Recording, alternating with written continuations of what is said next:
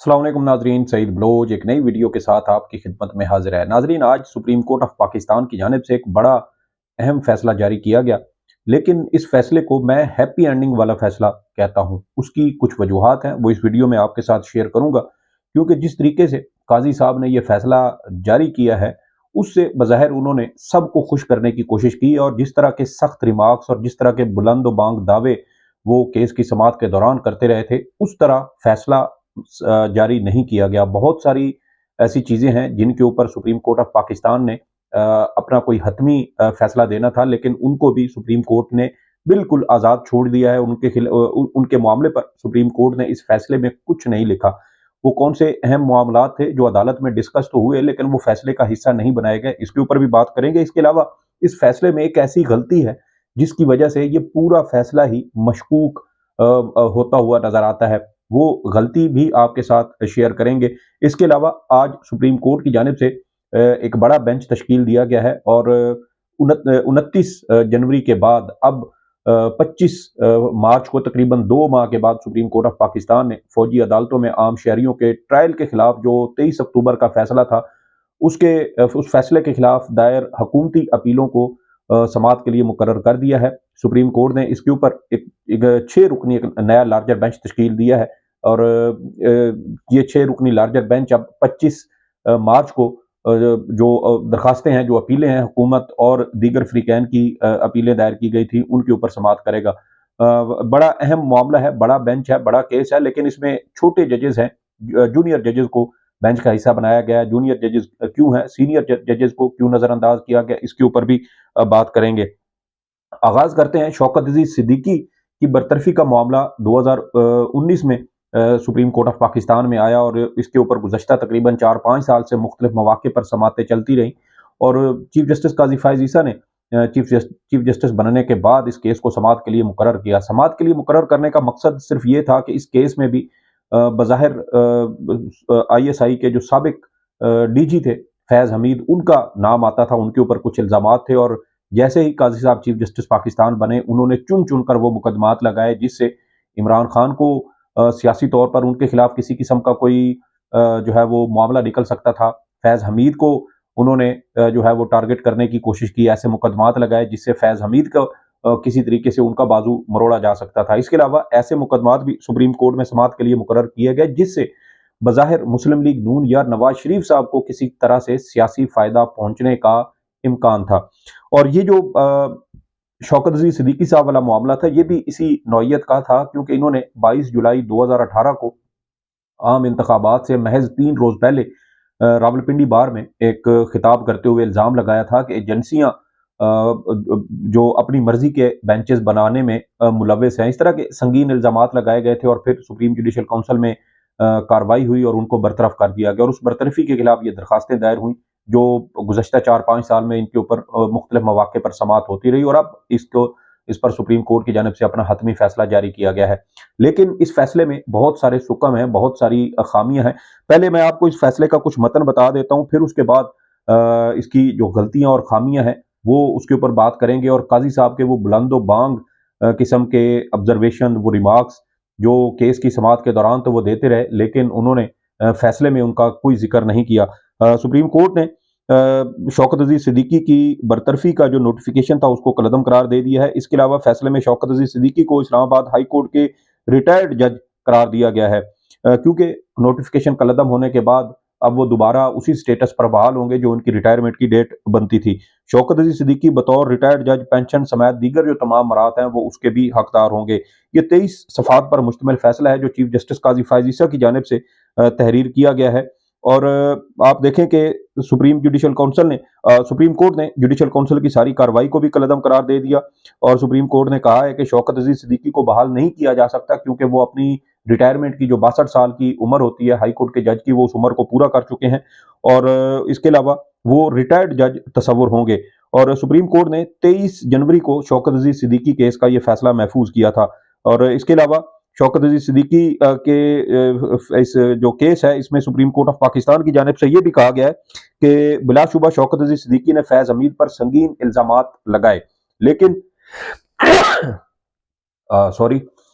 शौकत अली सिद्दीकी को अपने इल्जामात साबित करने का मौका फ्राहम नहीं किया गया। अदालत ने इन खामियों को मद्देनजर रखते हुए इनको नोटिस जारी किए जिन पर इल्जामात लगाए गए। लेकिन आप देखें कि जिन लोगों पर इल्जामात आयद किए गए थे उनमें जनरल फैज हमीद थे, ब्रिगेडियर फैसल रामे थे, इसके अलावा और भी कुछ सीनियर अफसरान थे, जबकि साबिक army chief general Qamar Javed Bajwa का नाम भी इसमें शामिल था। लेकिन जब बयान हल्फी दिया गया, ये नाम सुप्रीम कोर्ट ऑफ पाकिस्तान में जमा करवाए गए, तो बाजवा साहब का नाम सुनते ही काजी साहब ने कहा कि अब हम किसी के जो इल्जामात हैं या अफवाहें हैं उसकी बुनियाद पर बाजवा साहब को नोटिस जारी नहीं कर सकते। फिर फैज हमीद साहब को और जो दीगर इसमें मुलजमान जिनको जिन पर ये इल्ज़ाम लगाए गए थे, मुलजमान के नाम दिए गए, फिर उनको नोटिस जारी किए गए और फिर उन्होंने इस पर अपना तहरीरी जवाब भी जमा करवाया। लेकिन हैरान कुन बात यह है कि सुप्रीम कोर्ट की जानिब से ना तो शौकत अजीज सिद्दीकी के इल्ज़ामात की तहकीकात करवाई गई, ना सुप्रीम कोर्ट ऑफ पाकिस्तान की जानिब से फैज़ हमीद के हवाले से जिनके ऊपर ये संगीन इल्ज़ामात थे, ना उनके हवाले से कोई ऑब्जर्वेशन दी और ना ही सुप्रीम कोर्ट ऑफ पाकिस्तान की जानिब से जनरल बाजवा ये जो दीगर लोग थे जिनके ऊपर इस केस में कहीं ना कहीं इल्ज़ाम आ रहा था, ना उनके खिलाफ किसी किस्म की तहकीकात करवाने का हुक्म जारी किया है। केस की समाअत के दौरान चीफ जस्टिस काजी फायज ईसा और बेंच में शामिल दीगर जज साहबान भी ये बात बार बार दोहराते रहे कि 2018 के आम इंतखाबात से पहले नवाज शरीफ और मरियम नवाज को जेल में डालने का असल बेनिफिशरी कौन था। चीफ जस्टिस काजी फायज ईसा शौकत अजीज सिद्दीकी के वकील के मुंह से बज़ाहिर इमरान खान का नाम सुनना चाहते थे, ताकि एक बार इमरान खान का नाम आए तो फिर इसके बाद ये इल्ज़ामात आगे जो है वो आयद किए जाए। बड़ी हैरान कुन बात है कि जब बाजवा साहब का नाम आया तो काजी साहब कहते थे कि हम अफवाहों की बुनियाद पर किसी को नोटिस जारी नहीं कर सकते, लेकिन इमरान खान का नाम बार बार पूछते रहे और इमरान खान के बारे में जो है वो उनकी ख्वाहिश थी कि किसी तरीके से उनका नाम सामने आए और फिर वो कार्रवाई आगे बढ़ाएं। लेकिन इमरान खान का नाम अगर सामने आ भी जाता तो ये भी तो एक तीसरे शख्स की जानिब से सामने आना था। क्या बराह रास्त इमरान खान कहीं इस सारे मामले में इन्वॉल्व थे? नहीं थे। तो इसी तरह काजी साहब ने एक ऐसा फैसला दिया है जो बिल्कुल होम्योपैथिक है, हैप्पी एंडिंग वाला है। फैज हमीद के जो इल्जामात थे कि उनका जो मौक़िफ़ था कि मैंने कभी इनको जो है वो इन तक रसाई हासिल नहीं की या इनके ऊपर दबाव डालकर ऐसी कोई बात इनको मैंने नहीं की कि हमारी 1 साल की मेहनत ज़ाया हो जाएगी आम इंतखाबात से पहले। नवाज शरीफ और मरियम नवाज को जेल से बाहर नहीं आना चाहिए। ना वो इनके इल्ज़ामात को दुरुस्त करार देते हैं और ये सिद्दीकी साहब जो हैं ये भी अपने मौक़िफ़ पर कायम हैं। तो फिर असल में इस मामले की तहकीकात क्या कैसे हों? काज़ी साहब ने कहा कि 2018 में जुडिशल काउंसिल की कार्रवाई में शौकत अजीज सिद्दीकी को शफाफ ट्रायल का हक नहीं दिया गया और उनके इल्ज़ामात की तहकीकात नहीं करवाई गई। तो अगर उस वक्त तहकीकात नहीं करवाई गई तो फिर शौकत अजीज सिद्दीकी के इन इल्ज़ामात की अब सुप्रीम कोर्ट तहकीकात करवा सकती थी, आर्टिकल 184(3) का इस्तेमाल कर सकती थी, आर्टिकल 187 के तहत जो मुकम्मल इंसाफ का एक इख्तियार सुप्रीम कोर्ट ऑफ पाकिस्तान के पास है उसके ऊपर अमल दरामद कर सकती थी। लेकिन सुप्रीम कोर्ट ने किसी भी तरफ जाने की कोशिश नहीं की। बज़ाहिर जो शौकत अजीज सिद्दीकी की पेंशन का मामला था वो चीज़ें कवर हो गई और केस की समाअत के दौरान भी चीफ जस्टिस काजी फायज ईसा जब इमरान खान का नाम ना सुन सके तो उन्होंने तंजिया शौकत अजीज सिद्दीकी को ये कहा था कि इसका मतलब है कि आप सिर्फ पेंशन चाहते हैं तो पेंशन तो आपको हुकूमत वैसे भी जो है वो दे देगी। इसके अलावा आप ये भी देखें कि 22 जुलाई 2018 को ये इल्ज़ामात लगाए गए थे रावलपिंडी में एक बार एसोसिएशन के तकरीब से खिताब के दौरान और ये महज 3 दिन पहले थे, आम इंतखाबात से 3 दिन पहले ये इल्ज़ामात लगाए गए थे। सुप्रीम कोर्ट ने ये भी जांचने की कोशिश नहीं की कि उस वक्त इन इल्ज़ामात का मकसद कहीं नवाज शरीफ के सियासी बयानियों को तक़वियत देना तो नहीं था, क्योंकि ये चीज़ तो सामने आ चुकी कि मरियम नवाज और नवाज शरीफ जेल में थे और हमारे जो हाई कोर्ट कवर करने वाले दोस्त हैं वो भी ये कहते हैं कि 6 जुलाई को नवाज शरीफ को जो है वो ट्रायल कोर्ट से जो सजा सुनाई गई, 11 जुलाई को वो गालबन वतन वापस आए। अब 16 जुलाई को उन्होंने इस्लामाबाद हाई कोर्ट में अपीलें दायर की और फिर उसके ऊपर इब्तदाई जो है वो पहली समाअत हुई। तो ये आम इंतखाबात से पहले तो किसी सूरत मुमकिन ही नहीं था कि उनका फैसला सस्पेंड हो जाता और वो जो है वो रिहा हो जाते या वो उनको जमानत मिल जाती। तो ये तयशुदा बात थी कि ये मामला अब आम इंतखाबात के बाद ही जाना था, तो इसलिए जो सिद्दीकी साहब के इल्ज़ामात थे वो भी मुकम्मल तौर पर मशकूक थे। इसके अलावा जो एक और अहम नुकता है जिसके ऊपर मैं बात करना चाहता हूँ कि सुप्रीम कोर्ट की जानिब से ये कहा गया है अपने फैसले में कि जब ये मज़ाहिर नकवी साहब का केस चल रहा था तो उसमें 14 गवाहान के बयानात रिकॉर्ड किए गए और शवाहिद भी पेश किए गए। अब हैरान कुन बात यह है कि सुप्रीम कोर्ट ने शौकत अजीज सिद्दीकी केस का फैसला 23 जनवरी को महफूज किया, यानी 23 जनवरी को समाअत मुकम्मल हो गई। तो सवाल ये पैदा होता है, और ये जो मजहर नकवी साहब वाला मामला है, ये सुप्रीम जुडिशल काउंसिल ने अपनी राय महफूज की 7 मार्च को, यानी 7 मार्च को राय महफूज हो रही है मजहर नकवी साहब के मामले में, और 23 जनवरी को फैसला महफूज हुआ था शौकत अजीज सिद्दीकी साहब वाला, यानी ये तकरीबन कोई 1.5 माह का फर्क बनता है। और काजी साहब जो है वो शौकत अजीज सिद्दीकी के केस में ये लिखते हैं कि मजहर नकवी साहब के मामले में 14 गवाहान रिकॉर्ड हुए और शवाहिद भी पेश किए गए। तो जो चीज 1.5 माह के बाद हो रही है, वो 1.5 माह पहले वाले फैसले में काजी साहब उसको कैसे उसका तज़किरा कर रहे हैं। इसका मतलब ये है कि ये फैसला मजहर नकवी साहब को बरतरफ करने के कुछ दिनों के बाद शायद ये फैसला लिखा गया है, या सुप्रीम कोर्ट ऑफ पाकिस्तान ये तय कर चुकी थी, जुडिशल काउंसिल के अंदर भी चीफ जस्टिस काजी फायजी साहब ये तय कर चुके थे कि मजहर नकवी बरतरफ होंगे और उनके खिलाफ इतने गवाहान को हमने हर सूरत तलब करना है और वो पेश होंगे। तो इसका मतलब ये है कि ये सारी चीजें कैलकुलेटेड थी, और अगर 23 जनवरी को शौकत अजीज सिद्दीकी साहब का फैसला महफूज हो चुका है, फैसला महफूज होने का मतलब यह है कि उसकी तमाम कार्रवाई मुकम्मल, अब उसके अंदर किसी किस्म का कोई एक्स्ट्रा चीज जो है वो उसके अंदर शामिल नहीं होगी। जजेस अपना फैसला जो है वो महफूज कर लेते हैं, अपना एक जो माइंड है वो तैयार कर लेते हैं। तो फिर ये बाद में ये जिक्र कैसे जो है वो इस फैसले में किया गया, ये बड़ी हैरान कुन बात है कि 1.5 माह पहले महफूज किए गए फैसले में 1.5 माह के बाद होने वाली जो कार्रवाई है उसका भी तज़किरा किया जा रहा है। अजीबो गरीब बात है, और इसी एक नुक्ते से मैं समझता हूँ कि ये सारा फैसला ही अपना वजन जो है वो खो देता है। बाकी तो हैप्पी एंडिंग वाला तो ये फैसला है, न किसी के खिलाफ कार्रवाई हुई, न किसी की तहकीकात करवाई गई, जो इल्जामात एक फरीक के हैं वो उस पर कायम है, जो मौक़िफ़ दूसरे फरीक का है वो उस पर कायम है। तो फिर इस सारी उछल कूद का फायदा क्या हुआ? महज ये अवाम का वक्त ज़ाया किया गया, अवाम को बेवकूफ़ बनाया गया, और काजी साहब ने जहां इंसाफ करने की बात आती है शायद ताकतवर लोगों के आगे इनके भी पर जल जाते हैं, और फिर इसी वजह से ये यू टर्न लेते हैं। और जो रिमार्क्स ऑब्जर्वेशन ये देते रहे थे केस की समाअत के दौरान, अब एक बार फिर इन्होंने उससे भी यू टर्न ले लिया, और किसी किस्म का ये जो फैसला है इसके अंदर कोई ऐसा इकदाम नहीं किया गया जिससे पता चले कि सुप्रीम कोर्ट ऑफ पाकिस्तान ने इसके ऊपर कोई आज़ादाना किस्म का ये फैसला किया है। इसके अलावा सुप्रीम कोर्ट की जानिब से फौजी अदालतों में आम शहरियों के ट्रायल के खिलाफ अपीलें समाअत के लिए मुकर्रर कर दी हैं। 6 रुकनी लार्जर बेंच तश्कील दिया गया है। जस्टिस अमीनुद्दीन की सरबराही में ये 6 रुकनी बेंच तश्कील दिया गया है। बेंच में justice Mohammad Ali Mazhar, justice Hasan Azhar Rizvi, justice Shahid Waheed, justice Musarrat Hilali और जस्टिस इरफान सादत खान शामिल हैं।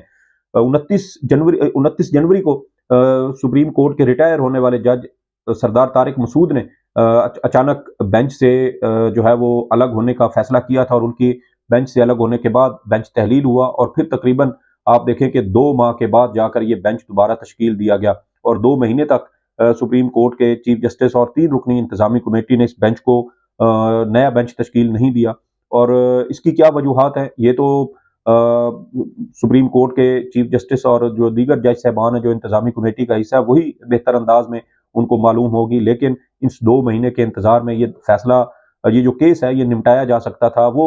मजलूम लोग जो फौजी जो मिलिट्री की हिरासत में है वो बरी हो सकते थे, जिन पर इल्जामात साबित नहीं हुए वो 2 महीने मजीद जो है वो हिरासत में रहे। तो यहाँ बहुत सारी ऐसी गलतियां हैं, और सबसे बड़ी बात यह है कि काजी साहब साबिक चीफ जस्टिस उमर अता बंदियाल साहब के दौर में कहते थे कि सीनियर जजेस को अहम मुकदमात में नहीं बिठाया जाता, और वो अपना भी शिकवा करते थे। लेकिन जब ये बेंच बना रहे हैं तो सारे जूनियर जजेस को बना दिया गया, इसमें शामिल कर दिया गया, सीनियर जजेस को इसमें नजरअंदाज किया गया। और अगर हम ये भी मान लें जी कि सीनियर जजेस जो है वो इसके ऊपर पहले ही फैसला दे चुके थे, तो फिर भी 3 जजेस ऐसे थे जो इस बेंच में बैठ सकते थे। जस्टिस जमाल मंदोखेल इस बेंच का हिस्सा बन सकते थे, जस्टिस अतर मिनल्ला इस बेंच का हिस्सा बन सकते थे। इसके अलावा जो नए जज सुप्रीम कोर्ट में अपॉइंट हुए हैं, जस्टिस नईम अफगान, वो भी इस बेंच का हिस्सा बन सकते थे। लेकिन वही चंद मखसूस जजेस हैं और जो इस बेंच का हिस्सा बनाए गए हैं, और जो बज़ाहिर चीफ जस्टिस काजी फायज ईसा के ही जो उनका एक ग्रुप है सुप्रीम कोर्ट के अंदर हम ख्याल जजेस का, उसका हिस्सा है। और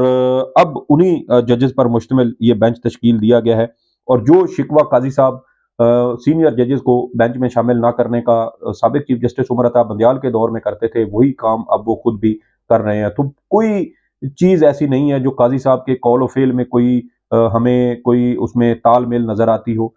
उनका माजी में कौल और होता था, अब उनका कौल कुछ है, फेल उनका कुछ है। तो कोई ऐसी रिदम बनता हुआ हमें नजर नहीं आता, लेकिन फिर भी उम्मीद करनी चाहिए कि ये 6 रुकनी बेंच अब जल्द से जल्द इन अपीलों पर समाअत करे, क्योंकि गुज़श्ता 10 माह से फौजी अदालतों में ये ज़ेर हिरासत अफराद इंसाफ के मुंतज़िर हैं। ना इनको फौजी अदालतों से सजाएं हो रही हैं, ना ये बरी हो रहे हैं, ना दीगर अदालतें इनका मुकदमात सुन रही हैं, और गुज़श्ता 10 माह से ये अजियत में मुब्तला हैं और कैद हैं। हैरानकुन बात यह है कि बहुत सारे लोग जिनके बारे में अटारनी जनरल ने फौजी अदालतों के खिलाफ केस की समाअत के दौरान कहा था कि इनमें बहुत सारे शायद ऐसे लोग भी होंगे जो बरी हो जाएं, तो अगर वो बरी हो जाएंगे तो फिर 10 माह से वो इस गैर कानूनी हिरासत में क्यों हैं। सुप्रीम कोर्ट ऑफ पाकिस्तान ने अब बेंच तश्कील दिया है। उम्मीद यही करते हैं कि अगले 2 से 3 हफ्ते के अंदर अंदर ये केस मुकम्मल होगा, इसकी समाअत मुकम्मल होगी, और फिर फौजी हिरासत में जो मुलजमान है 9 मई के वाकयात के हवाले से शायद उनको आज़ादी नसीब हो। काजी साहब वैसे खुद भी इस बेंच का हिस्सा बन सकते थे। गुज़श्ता साल 22 जून को जब फौजी अदालतों के खिलाफ केस की पहली समाअत थी, तो उन्होंने इस जो केस था इसके ऊपर कोई राय नहीं दी थी, बल्कि सिर्फ बेंच की कंपोजिशन के ऊपर एतराज उठाया था। तो वो खुद भी बेंच का हिस्सा बन सकते थे अगर वो चाहते तो, लेकिन हो सकता है कि उन्होंने 2015 में एक राय दी थी फौजी अदालतों के खिलाफ, जब सानिया एपीएस के बाद फौजी अदालतें बनाई गई थी, और उन्होंने उस वक्त भी उन फौजी अदालतों के क़याम को गैर आइनी कहा था और इख्तलाफी नोट भी लिखा था। शायद इसी वजह से वो इस बेंच का हिस्सा ना बने हो, लेकिन हम उम्मीद करते हैं कि सुप्रीम कोर्ट का ये 6 रुकनी लार्जर बेंच इस केस का फैसला करेगा।